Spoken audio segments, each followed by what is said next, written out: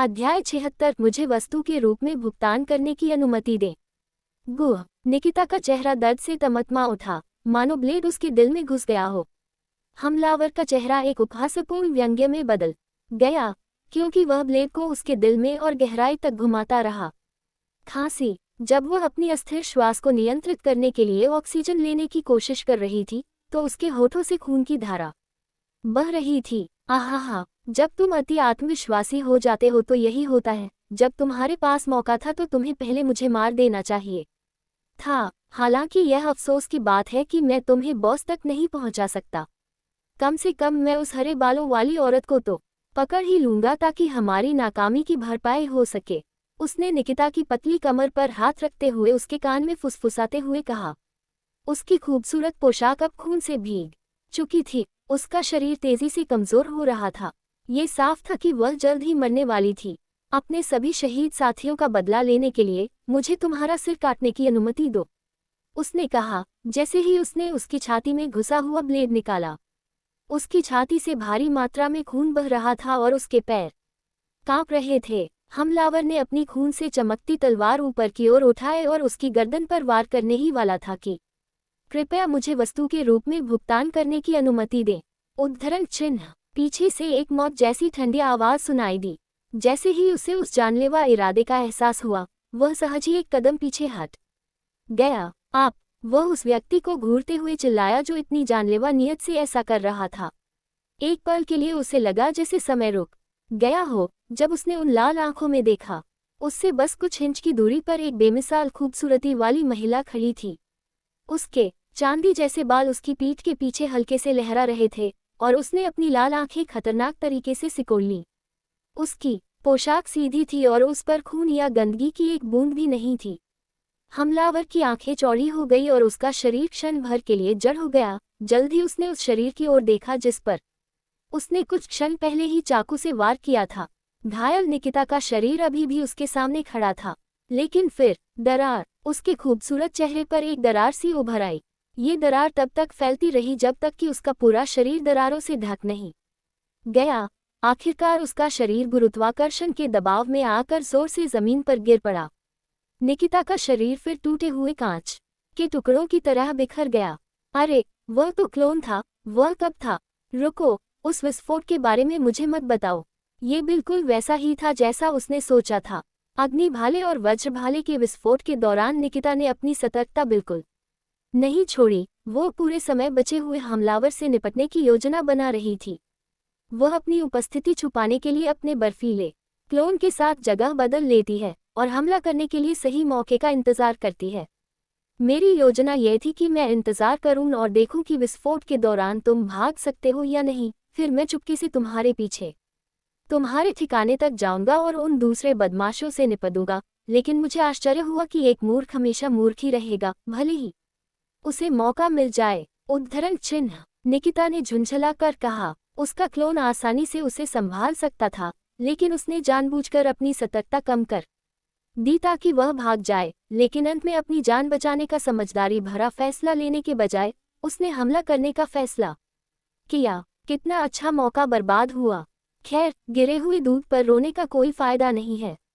चूहों को बाहर निकालने के और भी तरीके हैं। निकिता के होंठ एक दुष्ट मुस्कान में बदल गए। अच्छा, तुम मुझे अपने उस तथाकथित बॉस का पता क्यों नहीं बताते जिसने तुम्हें हमें पकड़ने का आदेश दिया था? भाड़ में जाओ तुम, उसने इनकार में गालियां दी। उसका जवाब सुनकर निकिता निराशा में बस सिर हिला सकी। ठीक है, अगर तुम जिद्दी रहना चाहते हो तो मैं तुम्हें जी भर कर प्रताड़ित कर सकता हूँ, उसने कान से कान तक मुस्कुराते हुए कहा। उसने जीभ चटकाए और फिर उस पर तिरछा वार किया, ब्लेड की दिशा भांपते हुए। निकिता ने उसे अपनी मध्यमा और तर्जनी उंगलियों से पकड़ लिया। छी! उसने तलवार पर और जोर लगाने की कोशिश की, लेकिन निकिता की शारीरिक शक्ति एक बार फिर भारी साबित हुई। उसने अपनी तलवार पर कितना भी जोर लगाया, तलवार उसकी उंगलियों से टस से मस नहीं हुई। निकिता ने अपने खाली हाथ से हमलावर की गर्दन पकड़ ली और उसे हवा में उठा लिया। अब क्या आप मेरे पहले प्रश्न का उत्तर देना चाहते हैं? उसने उदास चेहरे से पूछा। गुह, मैं अपने साथियों को धोखा नहीं दूंगा, उसने दर्द से हाँफते हुए कहा। उसकी बातें सुनकर निकिता की आंखें आश्चर्य से चौड़ी हो गईं। मैं देख रहा हूँ, आप में ज़बरदस्त वफादारी है। मैं आपकी दिल से तारीफ करता हूँ। हालांकि आपकी वफादारी उन बेकार लोगों से निपटने की मेरी योजना में बाधा बन रही है जो हमारा मजाक उड़ाने की हिम्मत करते हैं। आपकी भलाई के लिए मैं आपको यही सलाह दूंगा कि आप ऐसा चुनाव करें जिससे आपकी जान बच सके। उद्धरण चिन्ह। उसने शांति से कहा, है क्या आप ये कह रहे हैं कि अगर मैं आपको बताऊं तो आप मुझे जाने देंगे? उसने कुछ संदेह से पूछा। हाँ, अगर आप कहें तो मैं कर दूंगा। मैं तो बस उन लोगों से छुटकारा पाना चाहता हूं जो मेरे मालिक को नुकसान पहुंचाना चाहते हैं, निकिता ने खुशी से कहा। हालांकि वह उसे जिंदा नहीं छोड़ना चाहती थी क्योंकि आगे चलकर वह हारुतो के लिए आसानी से बाधा बन सकता था। उसने अपने प्रतिद्वंद्वी के साथ मनोवैज्ञानिक रूप से खेलने का फैसला किया। लोमड़ी एक ऐसी जाति है जो स्वभाव से ही चालाक होती है। बेस यहाँ से सिर्फ 5 ब्लॉक दूर एक पुराने गोदाम में स्थित है, जहाँ बॉस अपनी सभी आपराधिक गतिविधियां करता है। उसने जल्दी से समझाया। उसकी बातों पर पूरा विश्वास करते हुए उसके सवाल का जवाब सुनकर उसके रसीले लाल होंठ संतुष्टि से ऊपर की ओर मुड़ गए। मैं समझता हूँ, जानकारी के लिए धन्यवाद। उद्धरण चिन्ह। उसने मुस्कुराते हुए कहा, अब मैंने तुम्हें सब कुछ बता दिया है तो क्या तुम मुझे जाने दोगे? ओह, आप सही कह रहे हैं कि आपने मेरी मदद की है, इसलिए मुझे भी आपका एहसान चुकाना चाहिए, निकिता ने उसे छोड़ते हुए कहा। जैसे ही उसका शरीर नीचे गिरने लगा, उसका पतला हाथ जानवर के पंजों में बदल गया। उसने उनका आकार इंसान के सिर से 3 गुना बड़ा कर दिया। फिर उसने उसका चेहरा पकड़ लिया। तुम क्या कर रहे हो? क्या तुमने नहीं कहा था कि तुम मुझे जाने दोगे? वह घबरा कर बोला। सच में, मैंने कहा था कि अगर तुम मुझे मांगी गई जानकारी दे दोगे तो मैं तुम्हें जाने दूंगा। लेकिन इस बात का क्या कि तुमने मेरे क्लोन की पीठ में छुरा घोंपा है, क्या तुम भूल गए? उसकी लाल आंखें चौड़ी हो गईं क्योंकि उनमें डर और पागलपन साफ दिखाई दे रहा था। हालांकि निकिता हंसते हुए आगे बोल रही थी, जैसा कि मैंने पहले कहा था, मुझे वस्तु के रूप में भुगतान करने की अनुमति दीजिए। उसने अपनी हथेली पर दबाव डालते हुए कहा, और इस तरह हमलावर का सिर किसी फटते हुए तरबूज की तरह फट गया। उसका दिमाग और मांस जमीन पर फैल गया और खून की गंध ठंडी रात की हवा में घुल गई। निकिता ने अपने दाहिने गाल पर लगे खून को चाटा। खून की सुगंध उसकी नाक में समा गई, एक मंत्रमुग्ध भाव के साथ। उसके दूधिया गोरे गालों पर लालिमा का मिश्रण छा गया। यह एक ऐसा आकर्षक कृत्य था जिसे देखने वाला कोई भी भाग्यशाली पुरुष गटक जाएगा। अब मैं इस दुनिया को उन बदमाशों से मुक्त कर दूंगा।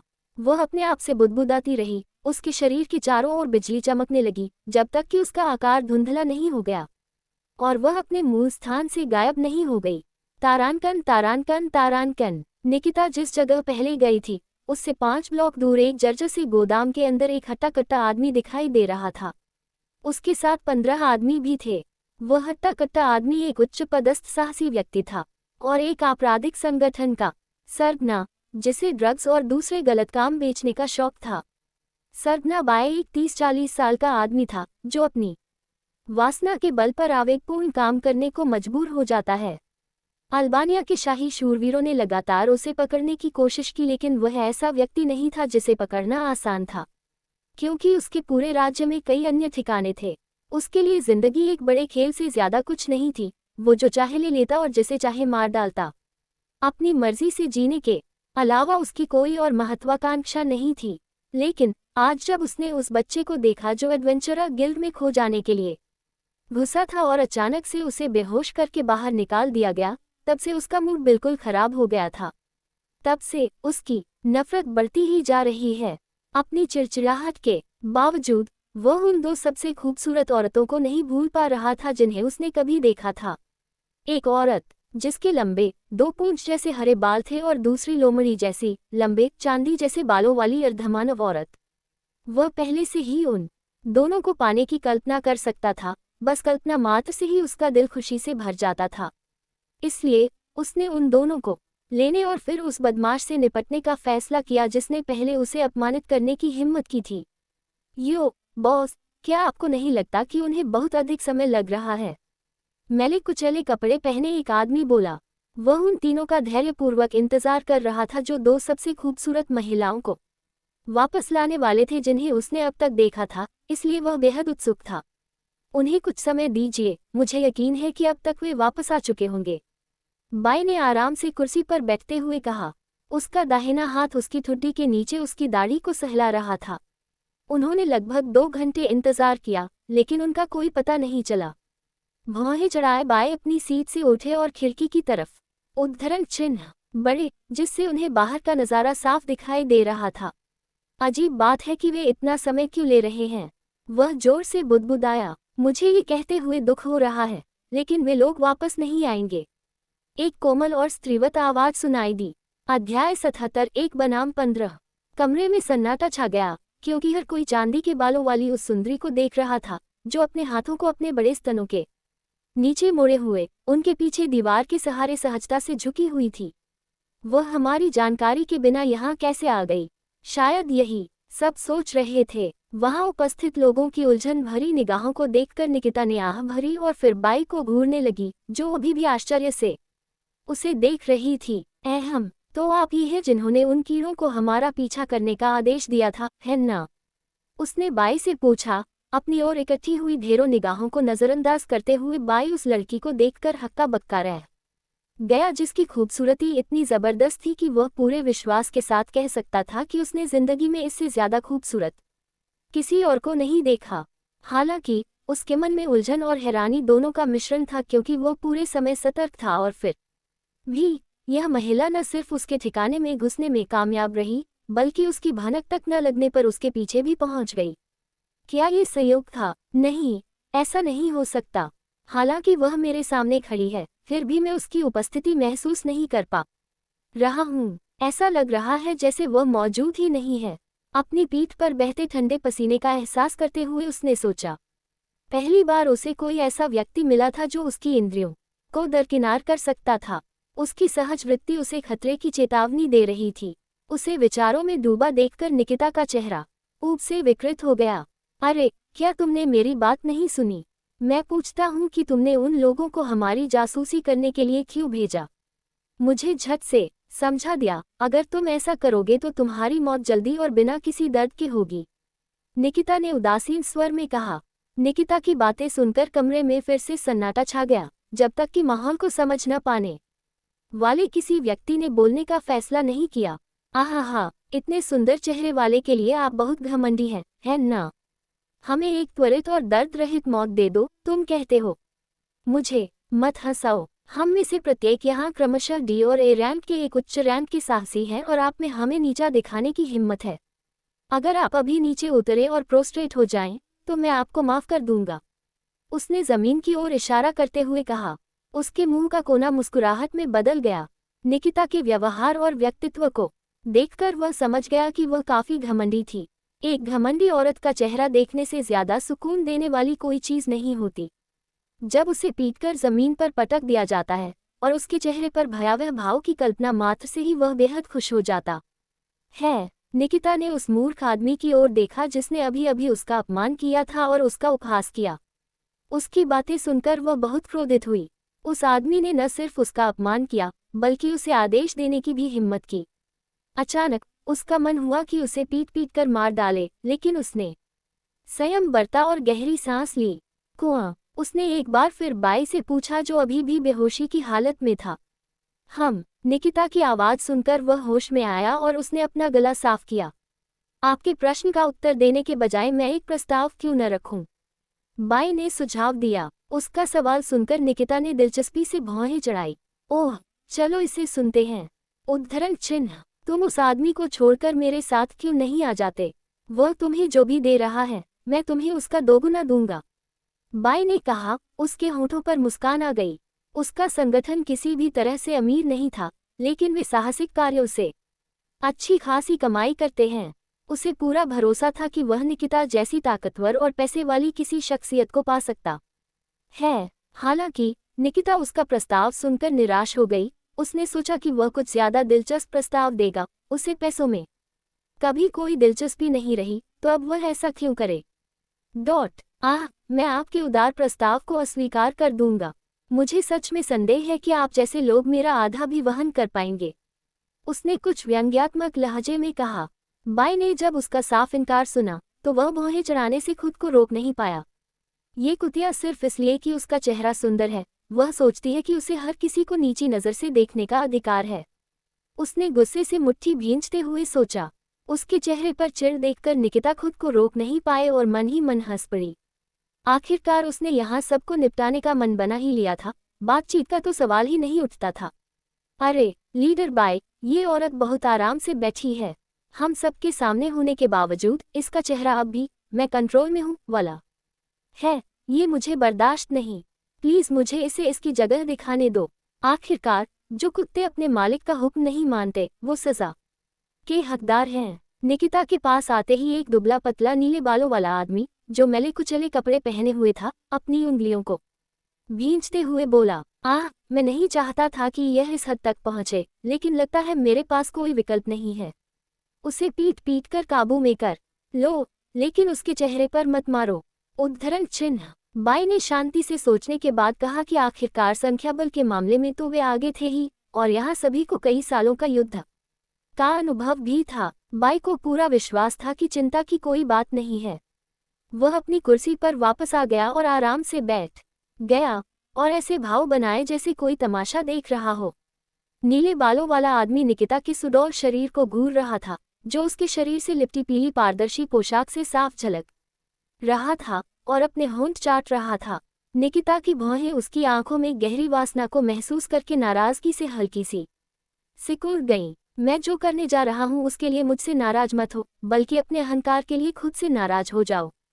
नीले बालों वाले आदमी ने अपना हाथ मुट्ठी में बांधते हुए निकिता के पेट की ओर बढ़ाया और कहा। निकिता ने फुर्ती और प्रभावशाली प्रतिक्रिया के साथ नीले बालों वाले आदमी की मुट्ठी पकड़ी और फिर अपनी विरासत से मिली जादुई शक्ति से अपनी गुत्थी को भरकर उसके पेट में जोर से मुक्का मारा। उसकी छाती धंस गई और टूटी हड्डियों की आवाज सबके कानों में गूंजने लगी। नीले बालों वाले आदमी का शरीर पीछे की ओर ऐसे उछला जैसे मैदान में गेंद को लात मारी गई हो। उसका शरीर जमीन पर उछलकर पीछे की दीवार से टकरा गया। धमाका। नीले बालों वाला आदमी दर्द से कराह रहा था और खून की बड़ी मात्रा खांस रहा था, बेहोश हो गया था और उसकी आंखों का सफेद हिस्सा दिखाई दे रहा था। कमरे में फिर से सन्नाटा छा गया और सब लोग नीले बालों वाले आदमी के बेहोश शरीर को घूर रहे थे। अभी क्या हुआ? वहां मौजूद सभी लोगों के चेहरों पर भी एक जैसे भाव थे। जो ने अभी अभी एक रैंक वाले साहसी को खोया था, सभी को समझ नहीं आ रहा था कि आखिर हुआ क्या था। निकिता की आंखें खतरनाक ढंग से चमक रही थीं जब उसने वहां मौजूद लोगों को देखा। बाई ने ये देखा और तुरंत आदेश दिया, जल्दी से उसे पकड़ो। उसने निकिता की ओर उंगली उठाकर चिल्लाया, जो उसके सामने शांति से खड़ी थी।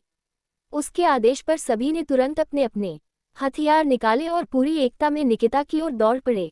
ओह, तुम सब एक साथ मुझ पर आक्रमण करने वाले हो, है ना?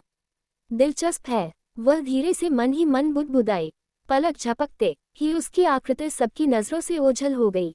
आह गुह गह। मोर्चे पर मौजूद साहसी सैनिक, जो उसे नजरअंदाज कर चुके थे, अपने साथियों की चीखें सुनकर जल्दी से पीछे मुड़े।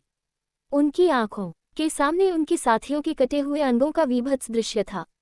एक लंबी तलवार लिए हुए अधेड़ उम्र के आदमी का दाहिना पैर काट दिया गया था और उसी समय भाला पकड़े हुए एक दुबले पतले आदमी का सिर चीर दिया गया था। एक हटे कट्टे आदमी के हाथ में एक गटलेट था जिसका एक हाथ कंधे से अलग हो गया था। निकिता ने आंशिक रूप से रूपांतरण करके अपने हाथ पैर लोमड़ी के रूप में बदल लिए, जिससे वह अपने दुश्मनों पर हमला करते हुए तेज गति से चल सकती थी। 3 साहसी अब गिर चुके थे और लड़ाई जारी रखने में असमर्थ थे, इसलिए उसने अपनी नजरें बाकी 12 पर घुमाई। निकिता ने जैसे ही उनके बीच की दूरी कम की, उनकी आंखों में एक चांदी जैसी चमक दौड़ गई। टकराना। निकिता लोहे की जंजीर पकड़े एक आदमी के पीछे जा रही थी, तभी एक अधेड़ उम्र के आदमी ने उसे रोक लिया और अपनी छोटी तलवार एकदम सटीक तरीके से घुमाई। निकिता की पशुवत प्रवृत्ति ने उसे खतरे का आभास दिया। उसने सहज ही अपना सिर नीचे कर लिया। उसी समय एक तेज स्विशिंग की आवाज उसके कानों से गुजरी और एक ब्लेड ने एक खूबसूरत चाप बनाया जो उसके चेहरे से बस कुछ मिलीमीटर की दूरी पर था, और उसके चांदी जैसे बालों की लंटें बिखर गईं। बुरा नहीं है, मुझे यकीन था कि मेरे हमले ने तुम्हें चौंका दिया होगा। बहुत अच्छा लगता है, ये बोरिंग नहीं होगा। छोटे सफेद बालों वाले साधारण पोशाक पहने उस आदमी ने अपनी सच्ची प्रशंसा व्यक्त की। निकिता ने अपने बालों के किनारों पर हाथ रखा और अपने बिखरे बालों की जगह को महसूस किया।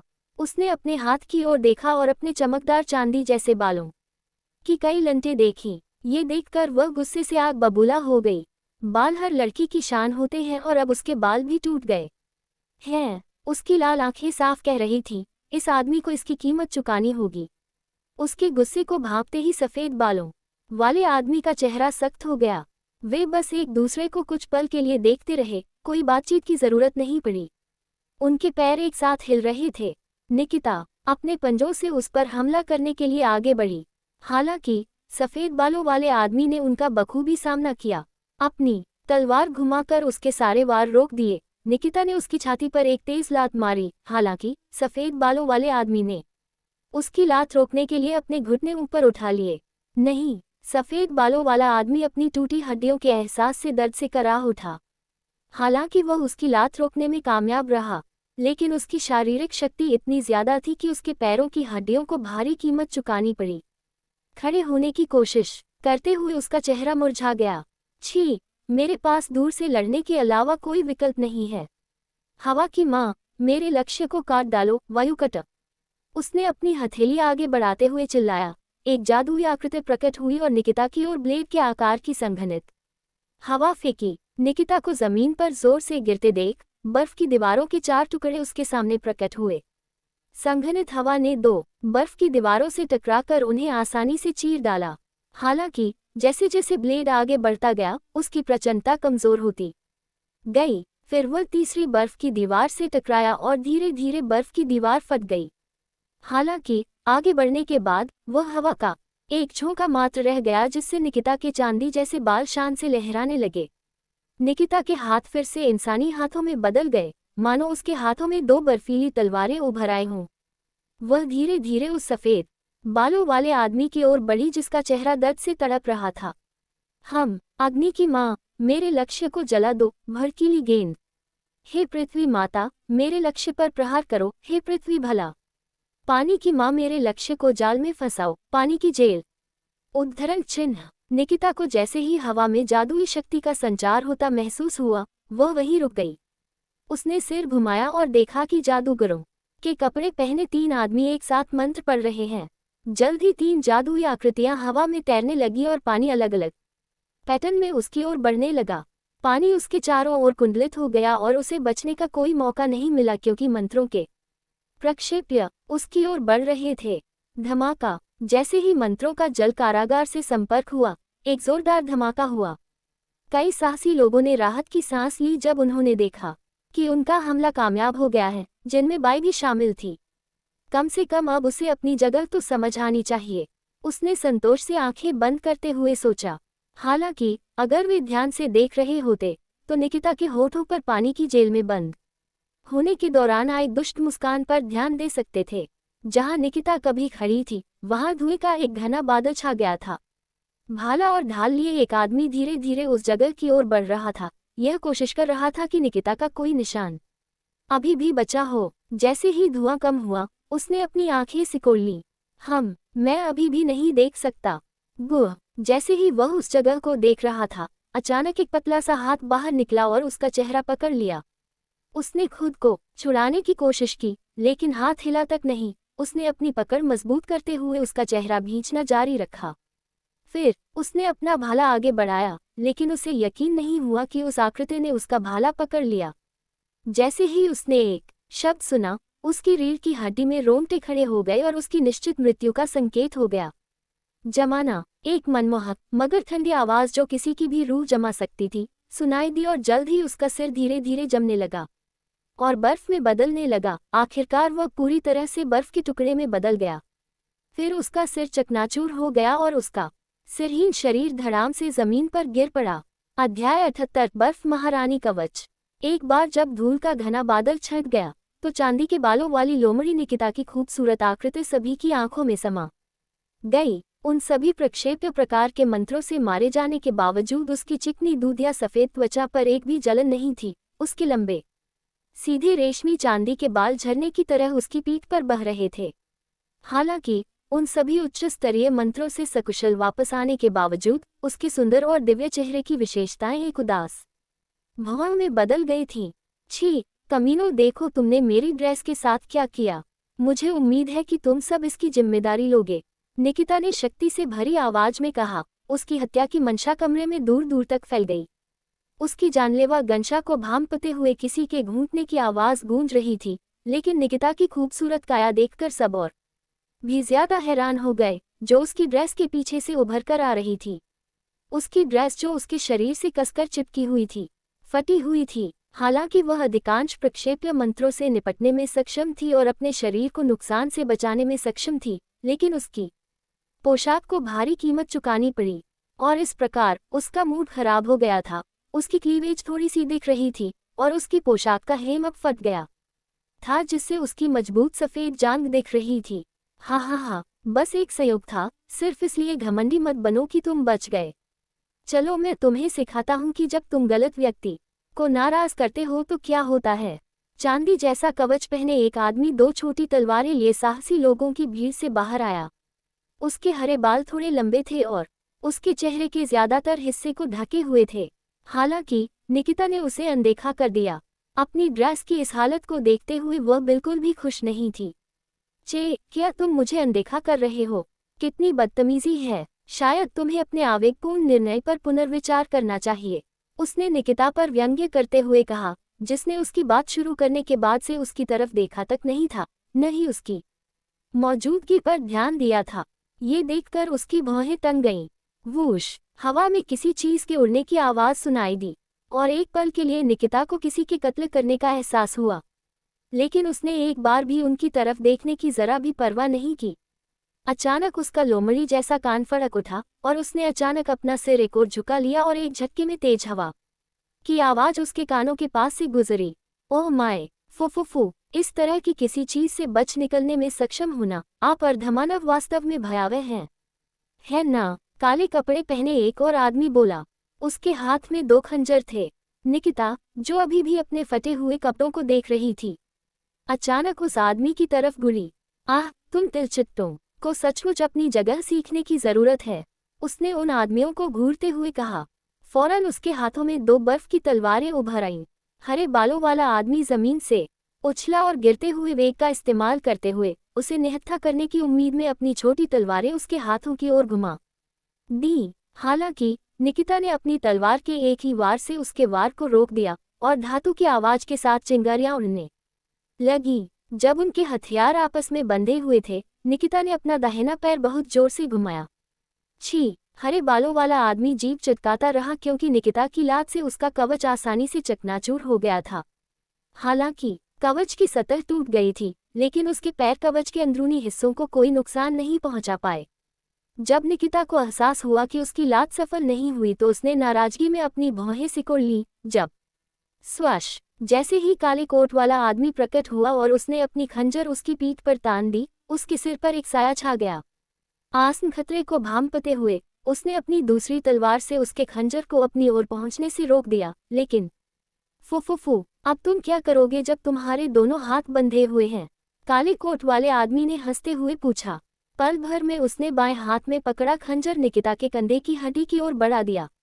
गुह, उसके मुंह से एक हल्की सी कराह निकलती है जब उसका खंजर उसके कंधे में घुस जाता है। ताज़ा खून उसकी पहले से ही फटी हुई पोशाक पर रिसता हुआ दिखाई देता है। उसने अपनी तलवार में और ताकत डाली, जो हरे बालों वाले आदमी के साथ बंधी हुई थी। शक्तिशाली बल से उसका शरीर पीछे की ओर उड़ गया। छी, वह जमीन पर लुढ़क गया, फिर अपने पैरों पर खड़ा हुआ। इस बीच निकिता ने जल्दी से उनसे दूर जाने का फैसला किया।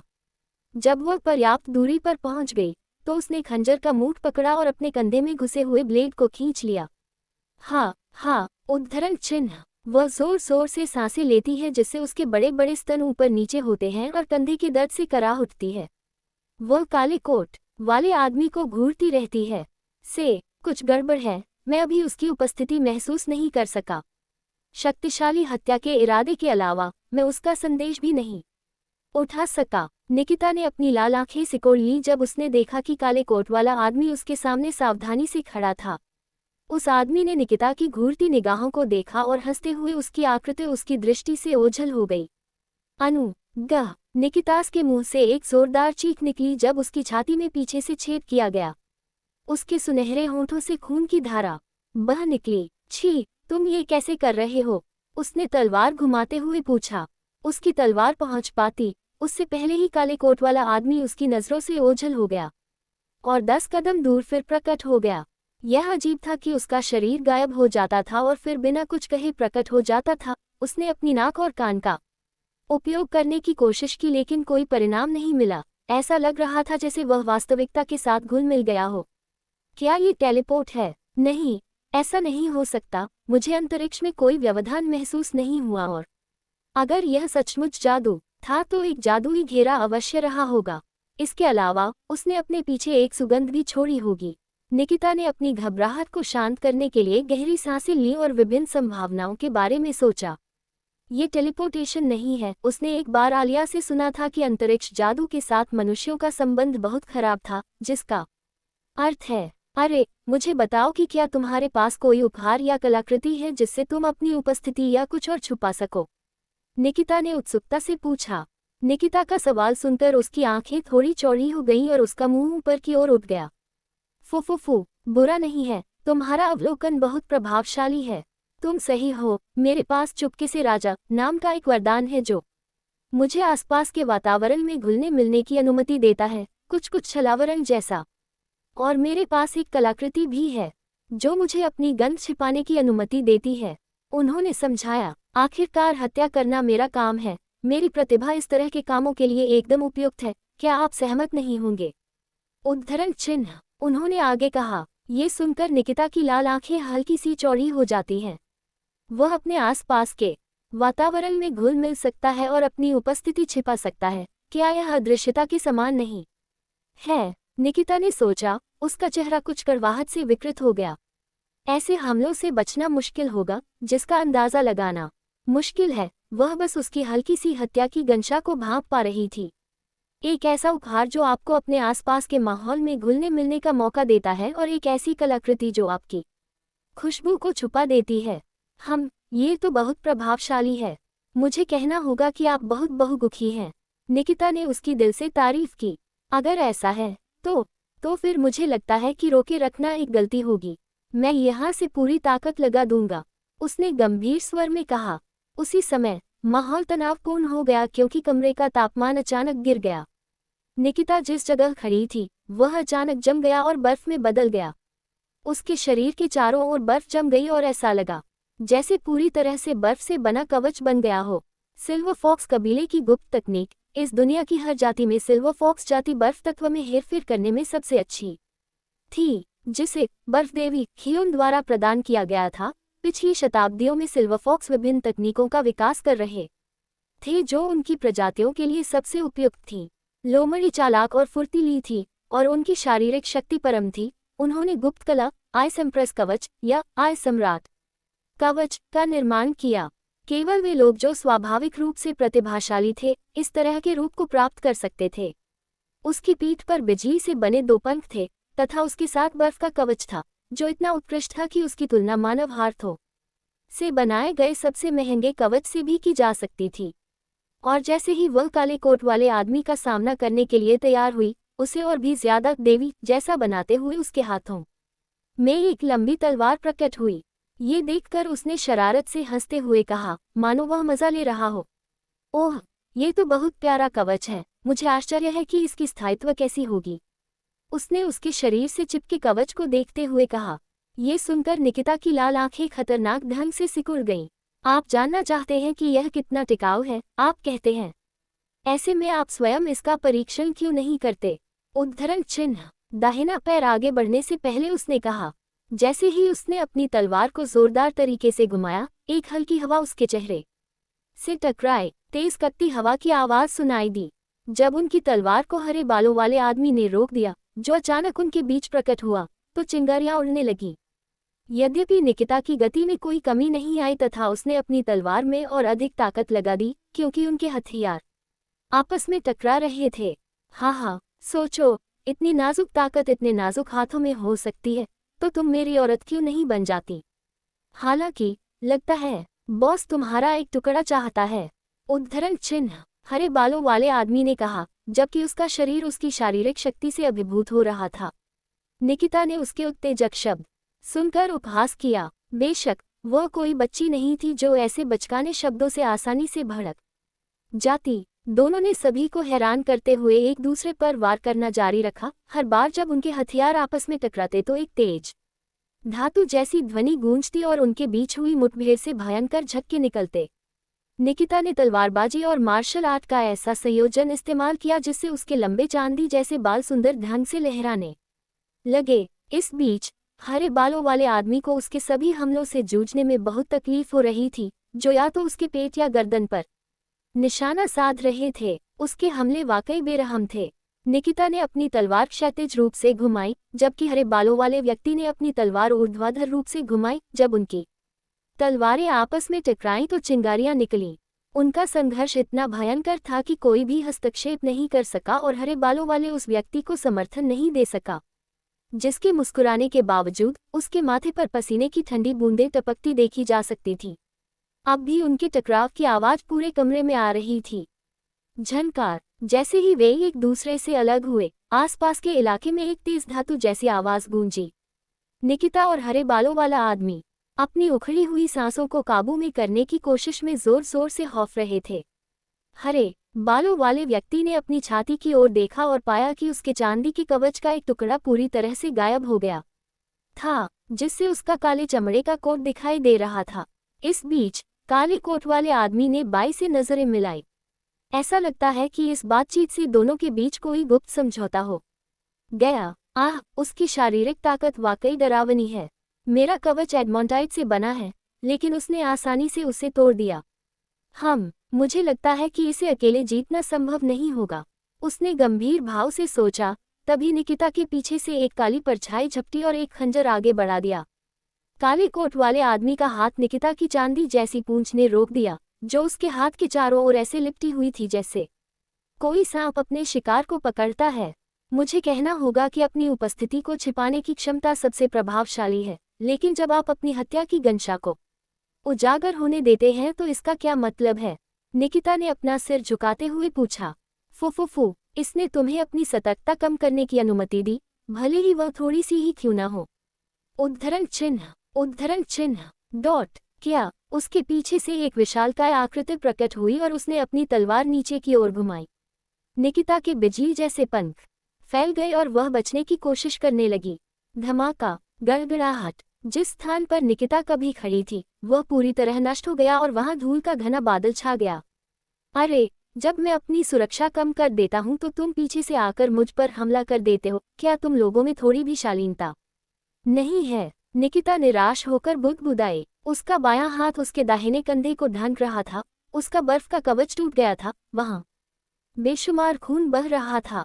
उसकी बातें सुनकर बाई ने ठंडेपन से उपहास किया। शालीनता से काम लो, तुम कहती हो। यह एक युद्ध है ना? युद्ध में कोई सही या गलत नहीं होता, नहीं कोई नियम होता है। अंत में जीतना और बचना ही मायने रखता है। पहले मैं तुम्हें अपनी स्त्री बनाना चाहता था, लेकिन मैंने अपना विचार बदल दिया, क्योंकि हरे बालों वाली स्त्री मुझे ज्यादा पसंद आएगी। बाई ने निकिता को ठंडी निगाहों से देखते हुए कहा। ओह, क्या ऐसा है? दुर्भाग्य से मुझे तुम्हारे जैसे अहंकारी मूर्ख पसंद नहीं है। एक तीखी मगर ठंडी आवाज सुनाई दी। ये सुनकर सबने अपना सिर आवाज के स्रोत की ओर घुमाया। खिड़की के पास हल्की हवा का झोंका आया, जिससे बाहर तारों से रहित रात का आकाश दिखाई दिया। एक परी सी सुंदरी, जो लगभग किशोरावस्था में थी, प्रकट हुई। उसके लंबे रेशमी हरे बाल खुले हुए थे और उसकी पीठ पर लहरा रहे थे, जबकि उसकी पन्ने जैसी आंखें किसी सबसे महंगे पन्ने जैसे रत्न की तरह चमक रही थीं। उसकी पोशाक उसके शरीर की हरकतों के साथ खुलकर नाच रही थी। छी, आलिया, तुम यहाँ क्यों हो? क्या मैंने नहीं कहा था कि मैं सब कुछ खुद ही संभाल लूंगा? फुफुफु, क्या हारुतो ने नहीं कहा था कि तुम्हें ज्यादा देर नहीं करनी चाहिए? इसके अलावा क्या तुम ही नहीं थे जो अभी ऐसी खतरनाक स्थिति में फंसे हुए थे? आलिया ने कुछ मजाकिया लहजे में पूछा। ये सुनकर निकिता का चेहरा ऐंठ गया और उसने अपने सफेद मोती जैसे दांत पीस लिए। तुम क्या बात कर रहे हो? मेरे पास सब कुछ नियंत्रण में था। आरा, क्या ऐसा है? आलिया ने निकिता के शरीर की क्षतिग्रस्त अवस्था को ध्यान से देखते हुए शालीनता से अपना हाथ उसके मुंह पर रख दिया। उसका बर्फ का कवच इस हद तक टूट गया था कि आप उसके नीचे की पोशाक की फटी हुई स्थिति आसानी से देख सकते थे और उसके कंधे पर रखा बर्फ का कवच टूट गया था और उसमें से खून बह रहा था। आलिया ने अपनी पन्ने जैसी आंखें सिकोड़ ली और सिर झुकाकर मानो कह रही हो, क्या तुम्हें इस बात पर यकीन है? यह देखकर निकिता ने झुंझलाहट में अपनी मुट्ठी भींच ली। वैसे भी मैंने पहले ही योजना बना ली थी कि हारुतो के चले जाने पर इस नीच इंसान से निपट लूंगा। अब कौन पहले आना चाहता है? आलिया ने पूछा। उसकी पन्ने जैसी आंखें खतरनाक ढंग से चमक रही थीं। अध्याय 79 योजक चिन्ह युद्ध का समापन। दो जोड़ी पन्ने जैसी आंखें शिकार की तलाश में कमरे में घूम रही थीं।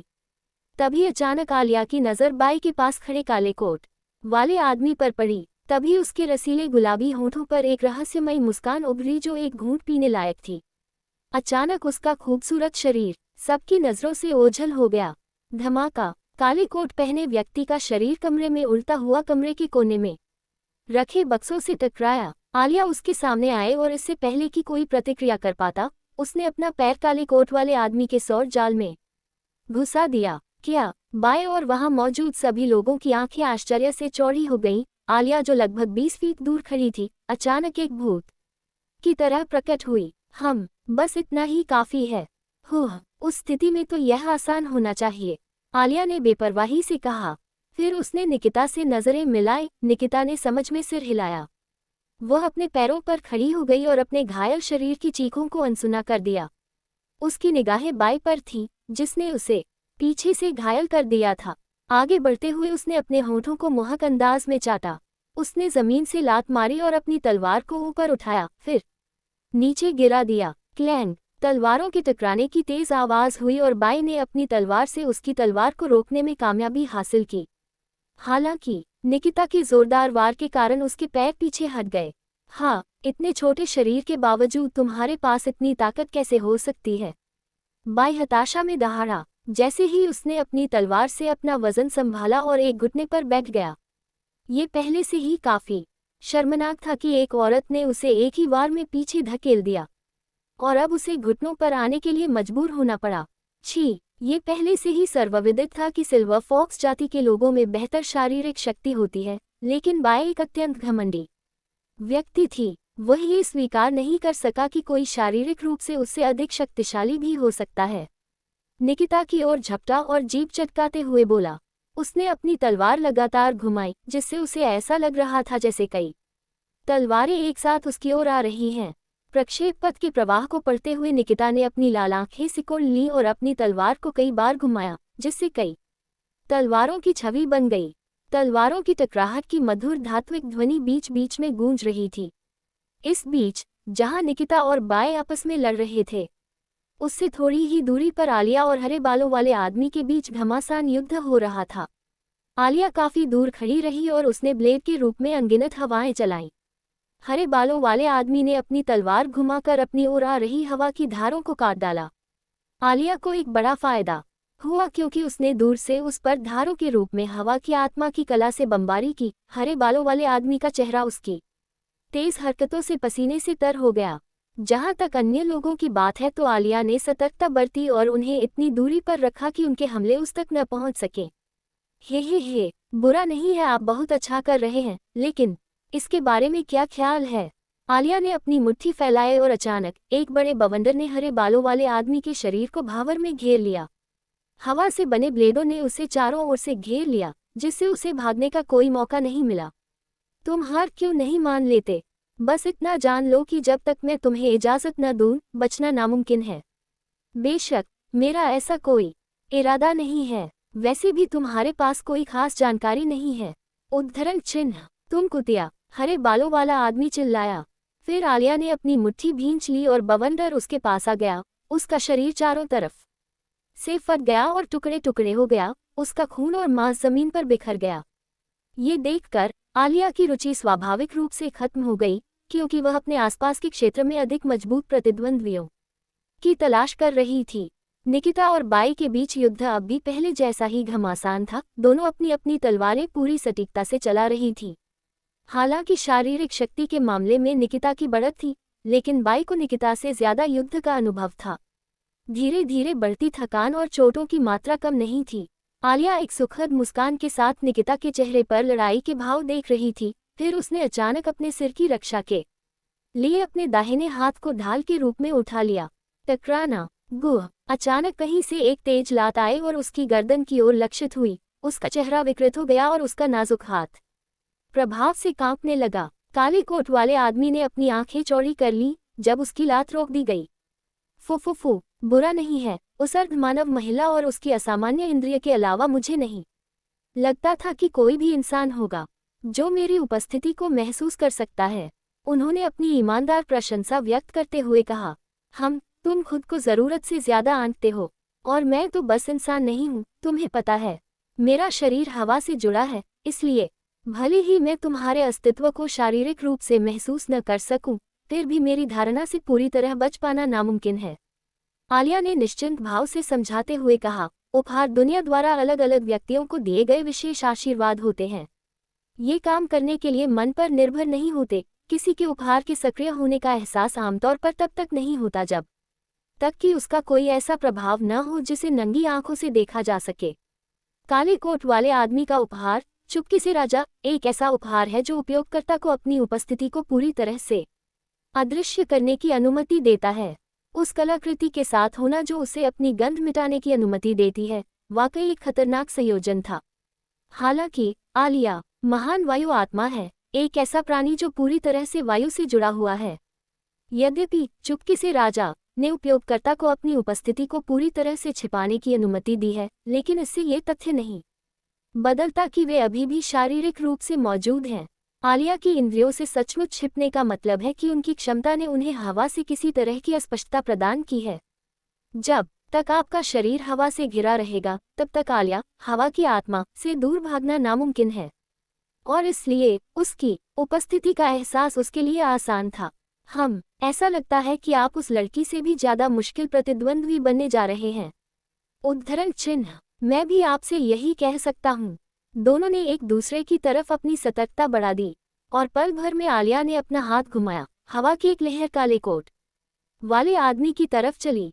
हमले के खतरे को भांपते हुए वो तुरंत हवा में ऊंचा उछला ताकि हवा उसके नीचे से गुजर सके। हवा में ही रहते हुए उसने अपने कोट में छिपा एक खंजर फेंक दिया। हालांकि आलिया को चारों तरफ से घेरे हुए एक हवा के अवरोध ने उसे आसानी से रोक दिया। ये देखकर उसने जीभ चटकाई और फिर एक और खंजर निकाल लिया। निकिता और बाई के बीच युद्ध जारी है। झनकार, झनकार, झनकार। बाई ने अपनी तलवार क्षैतिज रूप से घुमाई। हालांकि निकिता ने अपना शरीर पीछे की ओर मुड़कर उसे बचा लिया। जैसे ही उसने अपनी मुद्रा सीधी की, उसने अपनी तलवार लंबवत घुमाई। परिणामस्वरूप दोनों पीछे धकेल दिए गए। निकिता अपनी तलवार को कसकर पकड़े हुए जोर जोर से सांस ले रही है। इस समय तक उसके शरीर पर कई चोटें लग चुकी थीं। उसकी कोमल, चिकनी त्वचा पर कई जख्म दिखाई दे रहे थे। साफ था कि तलवारबाजी में उसकी प्रतिद्वंदी उससे बेहतर थी, हालांकि वह इसे स्वीकार नहीं करना चाहती थी। बाई मजबूत थी, हालांकि डरने की बजाय वह उत्साहित महसूस कर रही थी।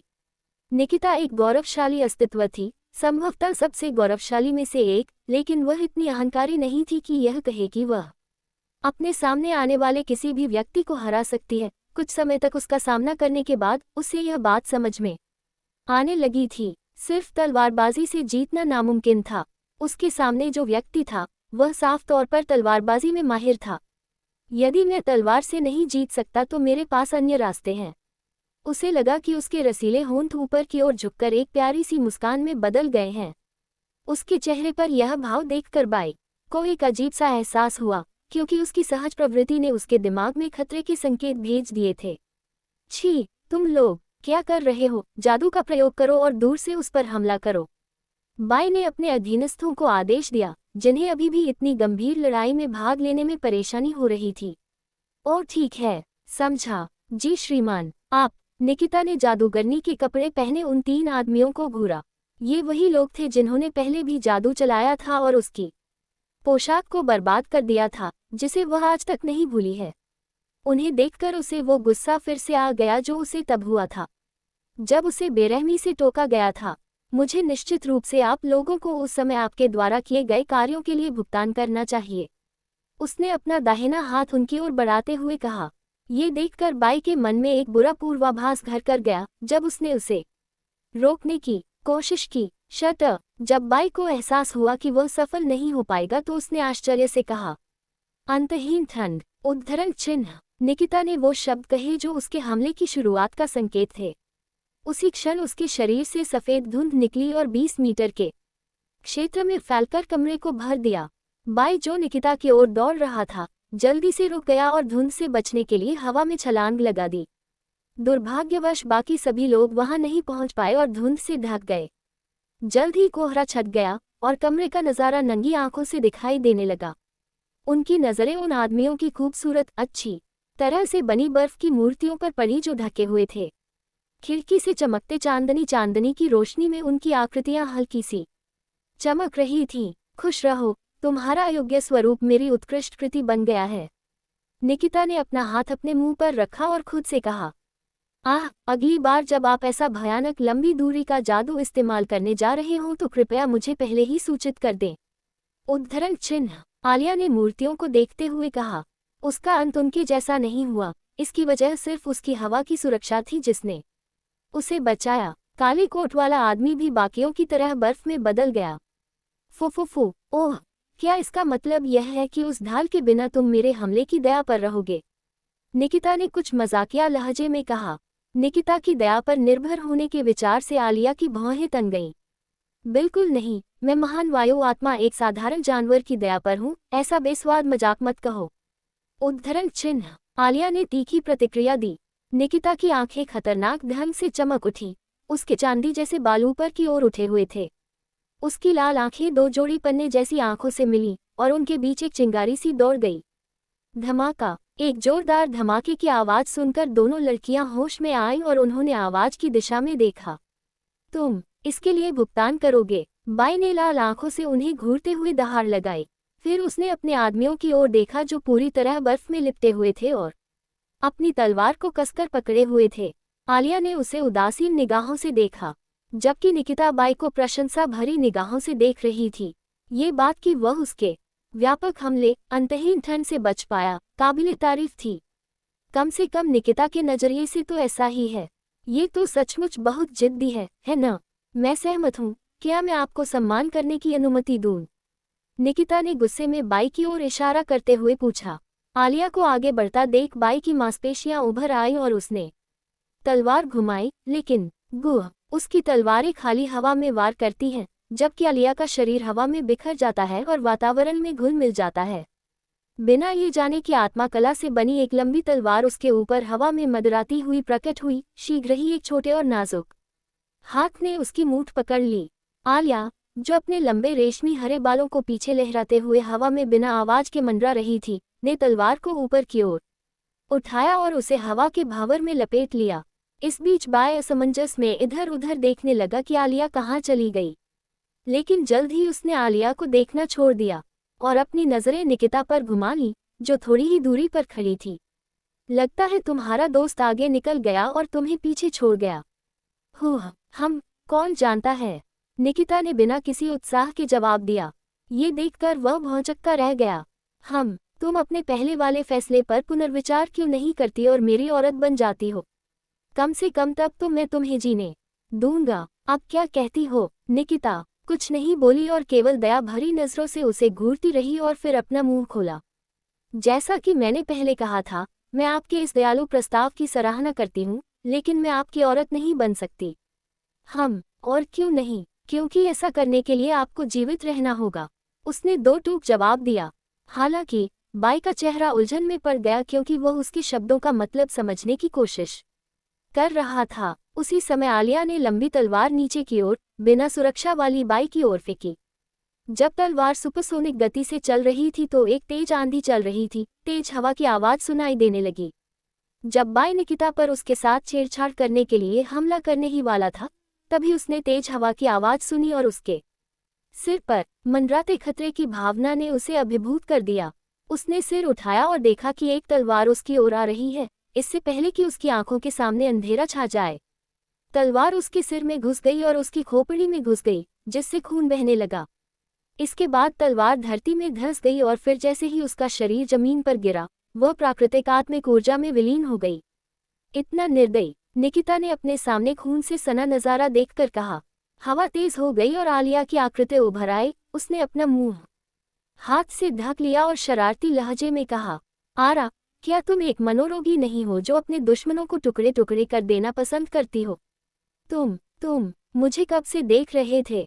निकिता ने अपनी आंखें सिकोड़ते हुए पूछा। आलिया ने उसकी घूरती निगाहों को अनदेखा करते हुए केवल हंसी उड़ाई और फिर गंभीर स्वर में बुदबुदाया, दुर्भाग्यवश दुश्मनों को मारना ही एकमात्र तरीका है ये सुनिश्चित करने का कि वे भविष्य में खतरा न बने। मैं चाहता था कि हर तो दुनिया की कुरूपता को प्रत्यक्ष रूप से देखे, नहीं मानव जाति की कुरूपता को देखे। यदि आप पर्याप्त रूप से मजबूत नहीं हैं, यदि आप पर्याप्त रूप से कठोर नहीं हैं, और यदि आप पर्याप्त रूप से क्रूर नहीं हैं, तो अंततः आप किसी और के हाथों मरेंगे।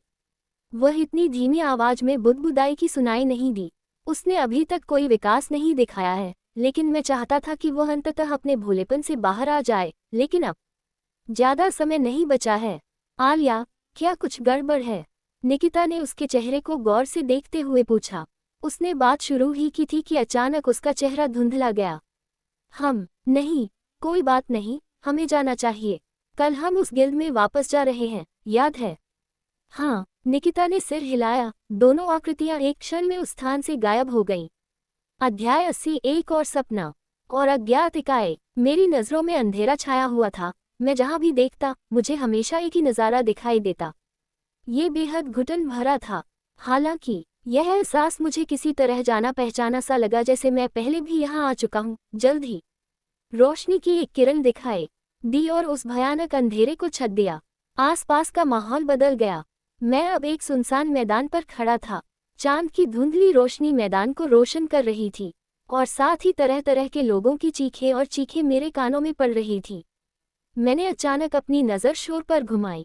तारानकन तारानकन तारानकन तारानकन तारानकन। वह थोड़ी ही दूरी पर कई लोग कवच पहने और विभिन्न हथियार लिए हुए दिखाई दे रहे थे। वे राक्षसों जैसे दिखने वाले प्राणियों के विरुद्ध लड़े और तलवारों की निरंतर टकराहट गूंजती रही। धुएं, मलबे और अन्य कचरे से जमीन भर गई और खून की मादक गंध धीरे धीरे मेरी नाक से होकर गुजरने लगी। क्या वास्तविक युद्धक्षेत्र ऐसा दिखता है? दृश्य देखते हुए मुझे लगा कि हिंसक शब्द भी इसे पूरी तरह से बयां करने के लिए बहुत कमजोर है। युद्ध के मैदान में अफरा तफरी मची हुई थी और इंसानों और राक्षसों के बीच लड़ाई एक गतिरोध पर पहुंच गई थी, जिससे ये कहना मुश्किल हो रहा था कि आखिर में कौन सा पक्ष विजयी होगा। शूरवीरों ने अपनी तलवारें बड़े जोर से राक्षसों के सिर और कभी कभी उनके दिल पर निशाना साधते हुए घुमाई।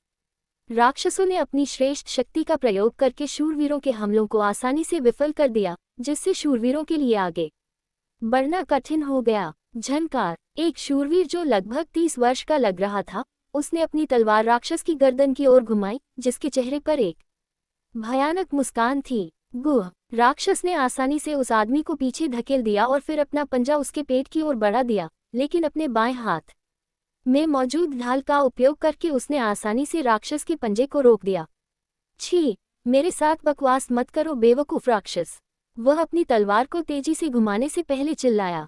राक्षस मुस्कुराया और फिर उस आदमी की छाती में अपना पंजा घुसा दिया। उसके पंजे आसानी से उसके कवच में घुस गए।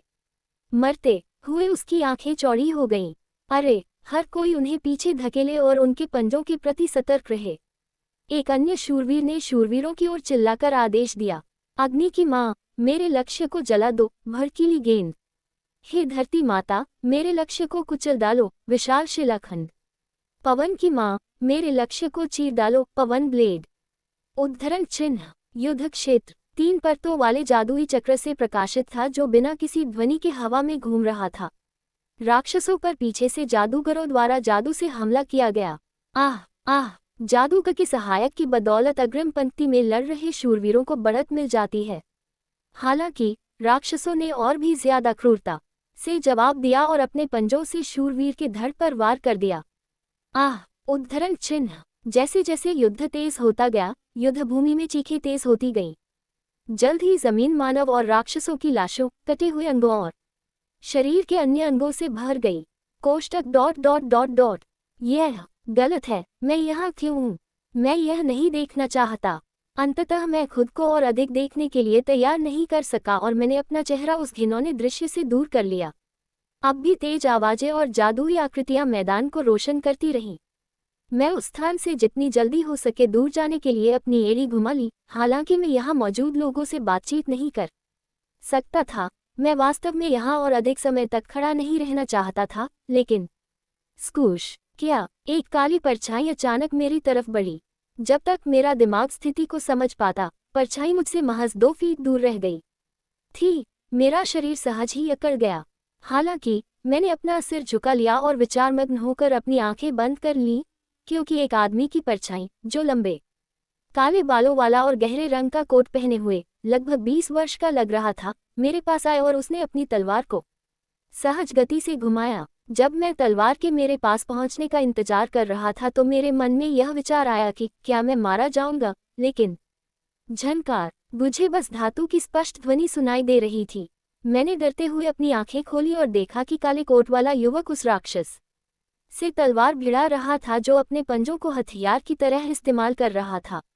काले बालों वाले आदमी का कोट फड़फड़ाने लगा जब उसने अपने शरीर को घुमाया और राक्षस के निचले जबड़े पर एक जोरदार किक मारी। आगे उसका शरीर हवा में उड़ गया और फिर वह जमीन पर भारी होकर गिर पड़ा। जैसे ही राक्षस जमीन पर गिरा, काले बालों वाले व्यक्ति ने राक्षस से दूरी कम कर दी और अपनी तलवार उसके पेट पर मार दी, जिससे वह तुरंत ही मर गया।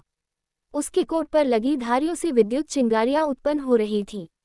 क्या यह मेरे कोट जैसा ही नहीं है? वास्तव में जब मैंने उसके चेहरे को नजदीक से देखा तो ये भी ऐसा ही था।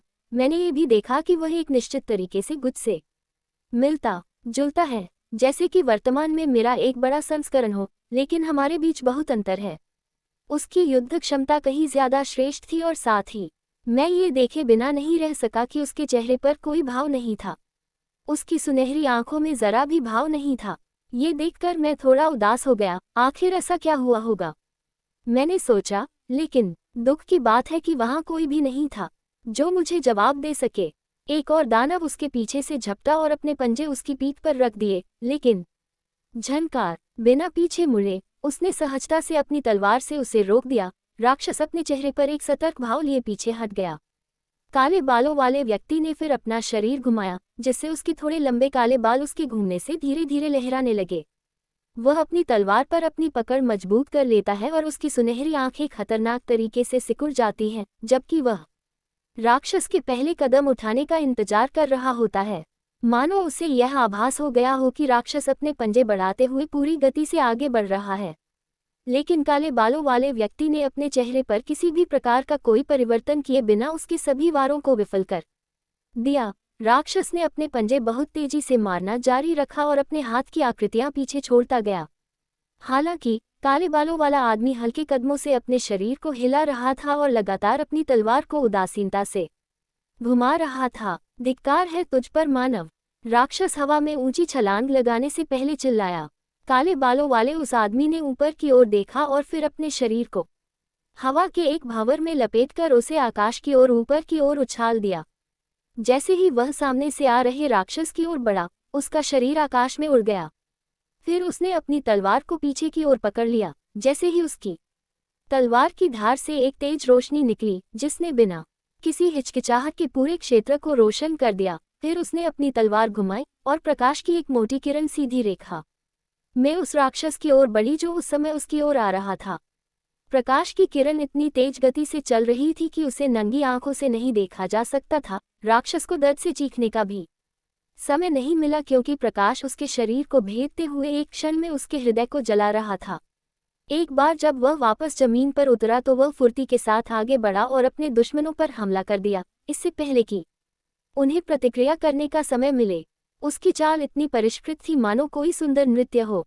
मैं उसकी हरकतों से मोहित हुए बिना नहीं रह सका। हर बार जब वह अपनी तलवार घुमाता तो एक और जान चली जाती, लेकिन ऐसा लग रहा था जैसे उसे इसकी कोई परवाह ही नहीं थी। वह बेपरवाही से अपनी तलवार घुमा रहा था। टकराना, एक तलवार और एक विशाल पंजे के आपस में टकराने से एक तेज आवाज सभी के कानों में गूंज उठी। हा, बुरा नहीं है। मैं समझ सकता हूँ कि वे आपको ब्लैक रिप क्यों कहते हैं। आपकी तलवारबाजी वाकई डरावनी है, राक्षस ने काले बालों वाले आदमी के प्रति सतर्कता बरतते हुए कहा। उसने उसकी बात का कोई उत्तर नहीं दिया। उसने बस अपनी सुंदर चांदी की तलवार पर अपनी पकड़ मजबूत कर ली, जिसमें कई रत्न जड़े हुए थे। मुझे पता था ये वह तलवार नहीं है जिसका मैं वर्तमान में उपयोग कर रहा हूँ, तो मुझे वह तलवार कहाँ से मिली? कोष्टक, मैं जहाँ खड़ा हूँ वहाँ से भी तलवार के जबरदस्त दबाव को आसानी से महसूस कर सकता हूँ। कोई शब्द नहीं हुआ। छ राक्षस ने जीभ चिटकाए और फिर अपने पंजे काले बालों वाले आदमी की छाती की ओर बढ़ा दिए। हालांकि उसकी गति रुक गई क्योंकि काले बालों वाले व्यक्ति ने अपने शरीर को बाईं ओर मोड़ लिया और राक्षस के फैले हुए हाथ पर अपनी तलवार चलाने से पहले उसका पंजा पकड़ लिया। बिना किसी प्रतिरोध के राक्षस का हाथ आसानी से उसी तरह काटा जा सकता था जैसे गर्म चाकू मक्खन को काटता है। आह! राक्षस जमीन पर गिर पड़ा और उसकी कटी हुई भुजा से दर्द से छटपटाने लगा तथा चारों ओर ताज़ा खून फैल गया। दया या करुणा की किसी विशेष भावना के बिना दयनीय दिखने वाले राक्षस के ऊपर खड़े रहना। काले बालों वाले व्यक्ति ने अपने अगले शिकार की तलाश करने से पहले बिना किसी हिचकिचाहट के राक्षस की गर्दन काट दी। उसने बिना किसी दया के राक्षसों का नरसंहार जारी रखा, यहाँ तक कि छोटे राक्षसों को भी नहीं बख्शा गया और परिणामस्वरूप युद्ध के मैदान में लड़ने वाले राक्षसों की संख्या बहुत कम हो गई।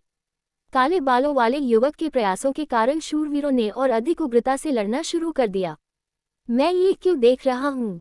क्या ऐसा हो सकता है कि मेरा सपना मुझे ये दिखाकर कुछ बताने की कोशिश कर रहा है?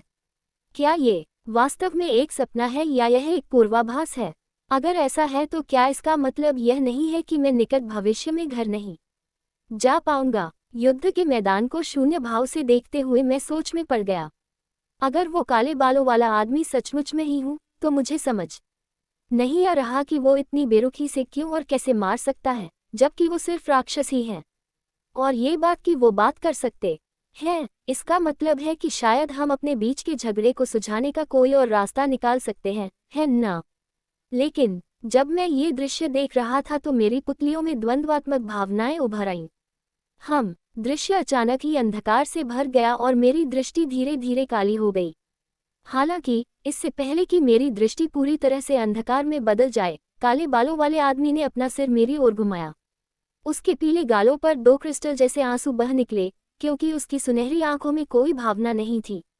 और वह मुझे घूरते हुए कुछ बुदबुदाने के लिए अपने मुंह से कुछ कहने लगा, लेकिन दुर्भाग्यवश मैं सुन नहीं सका कि वह क्या कहना चाह रहा था। जल्द ही मेरी आंखों के सामने अंधेरा छा गया।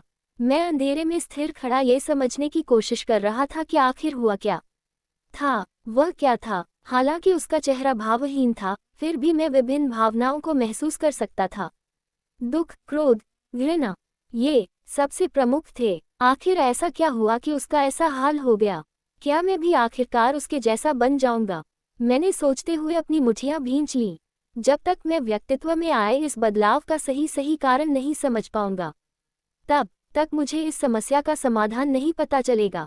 मेरा चेहरा काला पड़ गया क्योंकि मैं धीरे धीरे स्थिति को समझने का तरीका सोचने लगा, लेकिन मुझे भविष्य के बारे में कोई जानकारी नहीं है, इसलिए अभी कोई समाधान निकालना असंभव है।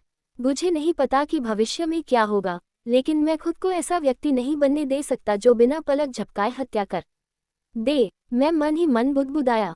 मेरे चेहरे पर परेशानी का भाव था। क्या आप सचमुच भविष्य को लेकर इतने चिंतित हैं? मैं आपको सलाह देता हूं कि अपनी नज़रें बहुत आगे भटकने देने से पहले वर्तमान पर अधिक ध्यान दें। अचानक एक शांत और सुरीली आवाज़ सुनाई दी। ये सुनकर मैंने अचानक अपना सिर आवाज़ की ओर घुमाया, लेकिन मुझे बस अंधेरा ही दिखाई दिया, कोई नज़र नहीं आ रहा था। ये मेरी कल्पना तो नहीं थी, है ना?